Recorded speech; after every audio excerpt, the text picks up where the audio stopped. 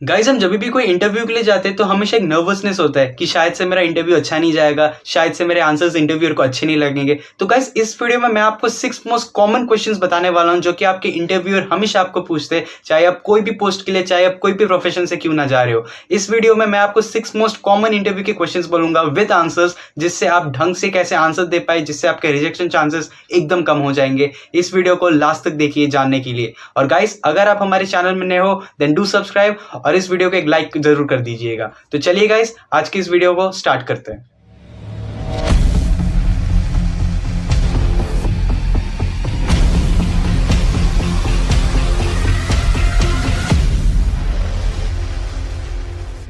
Tell me something about yourself. Guys interview में हम जब भी जाएंगे तो सबसे पहला क्वेश्चन जो इंटरव्यूअर हमें पूछता है वो होता है tell me something about yourself. यानी कि 90% ऑफ द केसेस में इंटरव्यूअर हमेशा यही question as an opening statement हमसे पूछता है। तो गाइस सबसे पहले हम ये जान लेते हैं कि एक इंटरव्यूअर आखिर एक कैंडिडेट से फर्स्ट क्वेश्चन ये क्यों पूछता है। तो गाइस इसका रीजन बहुत ही सिंपल है। एक इंटरव्यू जब हमसे ये आंसर जब उनको पता चलता है तो उनके पास एक ब्रीफ आइडिया हो जाता है कि ये कैंडिडेट कौन है, ये कैंडिडेट जिस पोस्ट जिस डेजिग्नेशन से अप्लाई कर रहे हैं हमारी कंपनी में वो इसके लिए फिट है कि नहीं है, ये लोग एनालाइज कर लेते हैं।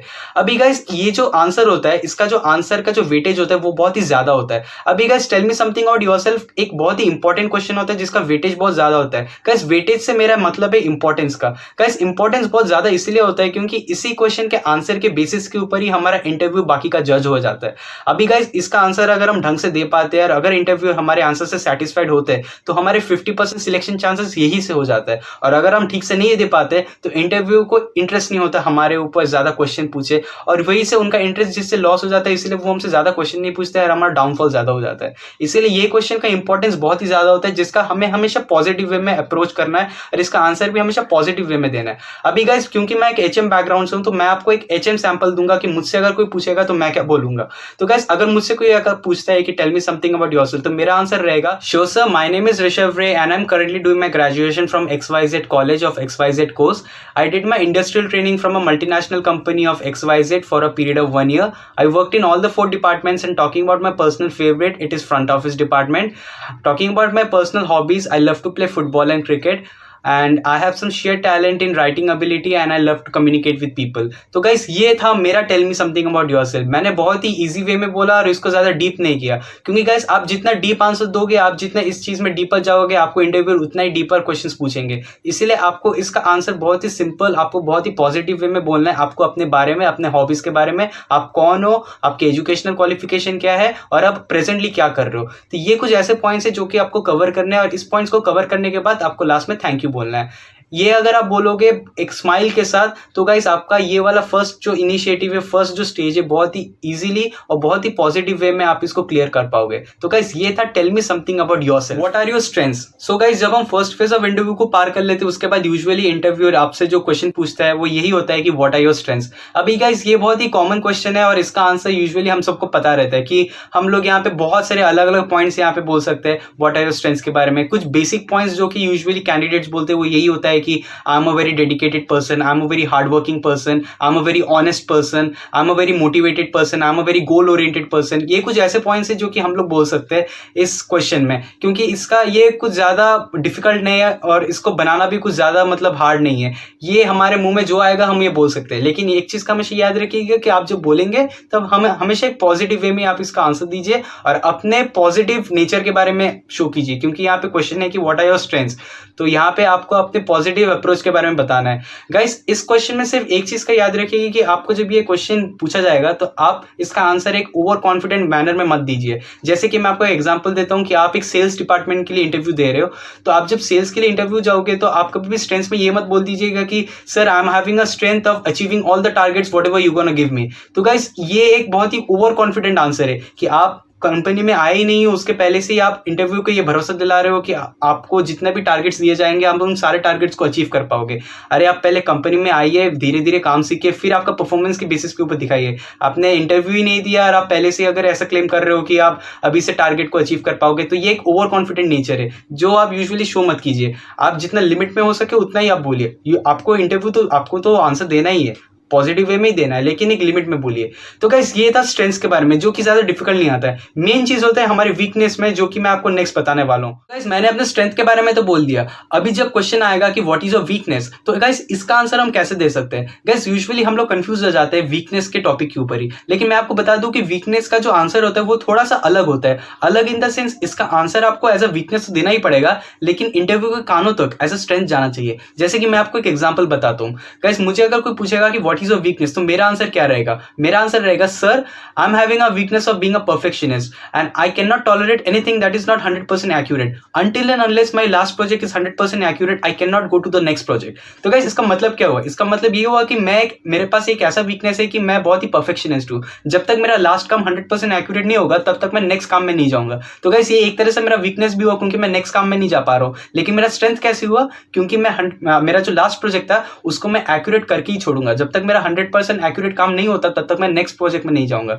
तो गाइस इंटरव्यू ये सोचेगा कि मेरा जो काम है बहुत ही एक्यूरेट है, बहुत ही 100% परफेक्ट है। जब तक मेरा काम परफेक्ट नहीं होगा तब तक मैं नेक्स्ट काम में नहीं जाऊंगा। और हर एक कंपनी चाहती है कि उनके पास एक ऐसा एम्प्लॉय रहे जो कि 100% एक्यूरेट और 100% परफेक्ट हो, जिसकी वजह से वो उनके कानों पे एज ए स्ट्रेंथ जाएगा। अभी क्या जरूरी नहीं है कि आप हमेशा परफेक्शनिस्ट का ही एक बहाना बना दे या फिर परफेक्शनिस्ट का ही एग्जाम्पल ले ले। आप यहाँ पे बहुत सारे अलग अलग एग्जाम्पल्स भी ले सकते हैं। जैसे कि आप ले सकते हैं एक अलग एस्पेक्ट में, आप ले सकते हैं कि I am having a weakness of being very shy. अभी गाइस शाइनेस आपका वीकनेस हो गया। शाइनेस इन द सेंस आप कैसे कह सकते हो? जैसे कि I am having a weakness of being a shy, I can not speak on large groups, I hesitate to speak in a group of people, I hesitate to speak in a bunch of people because I am very shy. अभी guys इसका मतलब क्या हुआ? इसका मतलब ये हुआ कि आप बहुत ही शाय हो, आप बहुत ही बंच ऑफ पीपल में बात नहीं कर पाते, आपको शर्म आती है, लेकिन आप बात करना चाहते हो, लेकिन आपकी नेचर की वजह से आप बात नहीं कर पाते हो। तो इसलिए ये कोई एक बहुत ही कॉन्ट्रोवर्शियल चीज नहीं होगा कि आपको मतलब आपको इंटरव्यू लेगा ही नहीं, क्योंकि आप बात करना चाहते हो लेकिन आपकी नेचर की वजह से आप बात नहीं कर पाते हो। आप ये भी बोल सकते हो। आप एक और एग्जांपल ये भी ले सकते हो कि sir I hate negative criticism. इसका मतलब है कि I struggle with negative criticism. If my superior tells me something to do something and I can not do it, I hate my self.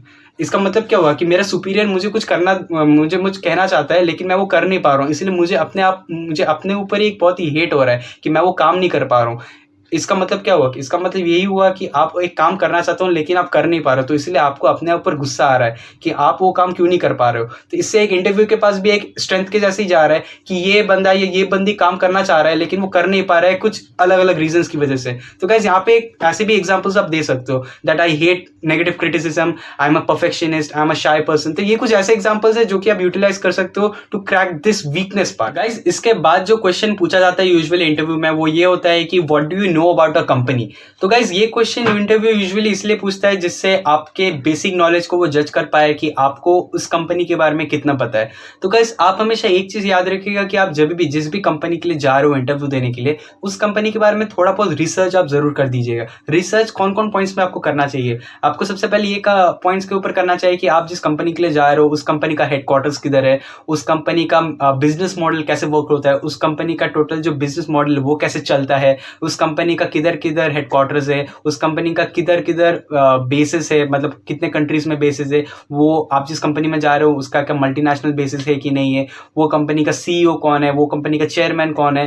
तो ये कुछ ऐसी चीज़ है जो कि आपको बेसिक नॉलेज अपने कंपनी के बारे में होना चाहिए, क्योंकि क्या पता ऐसा भी हो सकता है कि आप जिस कंपनी के लिए जा रहे हो उस कंपनी में लेटेस्ट कुछ एक्टिविटीज़ हुए थे, जिस एक्टिविटीज़ के बारे में आपको शायद से क्वेश्चन पूछ लेंगे कि हमारे कंपनी में तो ये हुआ था, आपको ये पता है? और अगर तभी आंसर नहीं दे पाओगे तो एक नेगेटिव बहुत इंप्रेशन चला जाएगा।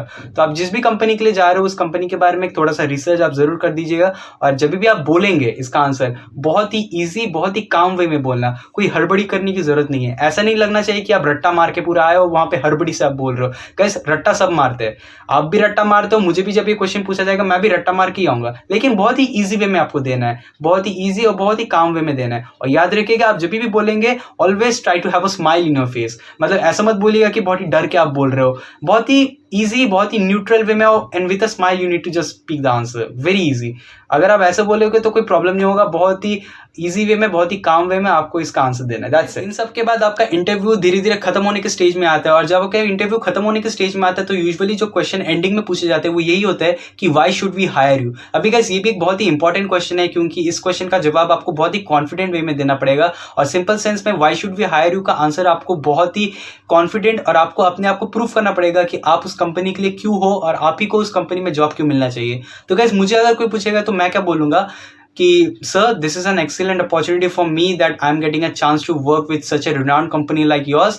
Honestly, I feel that all the qualifications and all the experience that is needed to be in this designation, I possess them. And as a fresher, I can promise you that I will put my 100% effort and I will never let you down. And I will give everything that is needed for my company. तो guys ये था मेरा answer जो कि मुझे बोलना पड़ेगा एक इंटरव्यू को इम्प्रेस करने के लिए। मुझे हमेशा पॉजिटिव वे में बोलना पड़ेगा और मुझे एक तरीके से इंटरव्यू को अश्योरेंस देना पड़ेगा कि मैं उस कंपनी के लिए सब करने को तैयार हूँ और मैं उस कंपनी को कभी भी डाउन नहीं करूंगा। And I will bring all the business to my company. तो मुझे एक ऐसे करके बोलना पड़ेगा इंटरव्यू को जिससे उनको लगे कि हाँ ठीक है, ये कैंडिडेट बहुत ही मोटिवेटेड है और ये कैंडिडेट इस जॉब पोजीशन को छोड़ना नहीं चाहता, ये कैंडिडेट उस जॉब पोजीशन को पकड़ के रहना चाहता है और इसके लिए ये कुछ भी करने को तैयार है। तो अगर आप ऐसे तरीके से बोल पाते हो तो इंटरव्यू के पास एक पॉजिटिव व्यू जाता है कि ये कैंडिडेट के अंदर एक बहुत ही एस्पिरेशन है कि ये हमारे कंपनी में काम करना चाहता है और इसके लिए ये बहुत ही मोटिवेटेड है। तो गाइस आप अगर ऐसे बोलेंगे तो आपके लिए कोई दिक्कत तो होगी नहीं, लेकिन एक चीज़ का हमेशा याद रखिएगा कि आप जब भी बोलेंगे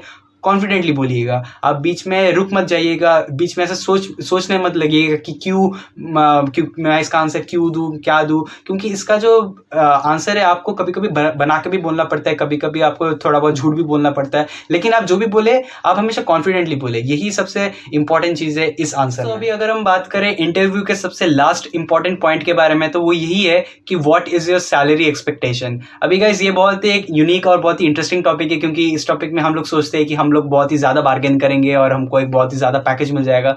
तो गाइस यहाँ पे दो तरीके के लोग इंटरव्यू में बैठते हैं। मैं दोनों तरीके के लोगों के बारे में बताता हूँ। सबसे पहले टाइप होते हैं जो कि फ्रेशर्स होते हैं हमारे ऐसे, और सेकेंड ऐसे टाइप के लोग होते हैं जो कि एक कंपनी में ऑलरेडी काम कर चुके हैं और एक दूसरे कंपनी में जा रहे हैं विद अ वर्क एक्सपीरियंस। तो गाइस मैं दोनों के रिलेटिव में बताऊंगा। सबसे पहले मैं फ्रेशर्स की बात बताता हूँ।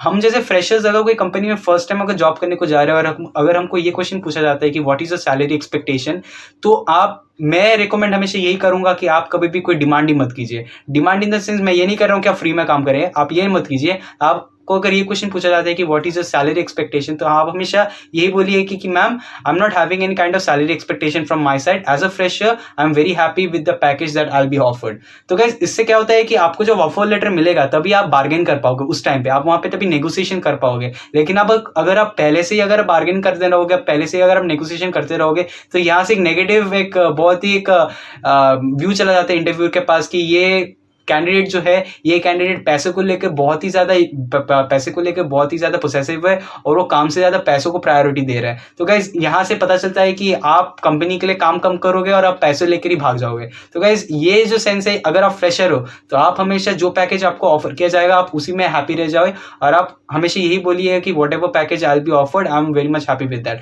अभी गाइस बात करते हैं यहाँ पे सेकंड टाइप ऑफ पीपल जो कि ऑलरेडी एक कंपनी में काम करके आए हैं। तो गाइस जो लोग अभी सेकंड टाइप के लोग हैं, जो लोग ऑलरेडी काम करके आए हैं और उन लोगों को पता है कि पैकेज के सैलरी पैकेज जो है वो लगभग कितना का होना चाहिए, तो उनके पास एक आइडिया रहता है। तो जो लोग सेकंड टाइप ऑफ लोग होते हैं जिनके पास एक एक्सपीरियंस रहता है, जो लोग ऑलरेडी काम करके आए, वो लोग तभी वहां पे नेगोशिएशन कर सकते हैं कि this is my salary expectation, I will be expecting my salary to be in this range only. तो ये वो लोग हैं जो लोग ऑलरेडी काम करके आए। लेकिन जो लोग फ्रेशर्स है वो लोग कभी भी ये नहीं बोल सकते क्योंकि हम लोगों के पास कोई एक्सपीरियंस ही नहीं है, because this is the first job for us. हम लोगों को जो भी पैकेज मिलेगा we have to be happy with that. तो गाइस ये था ये पूरा इंटरव्यू का सबसे इंपॉर्टेंट क्वेश्चन, जो कि 6 मोस्ट इंपॉर्टेंट क्वेश्चन जो कि आपके इंटरव्यू में यूजुअली आते हैं।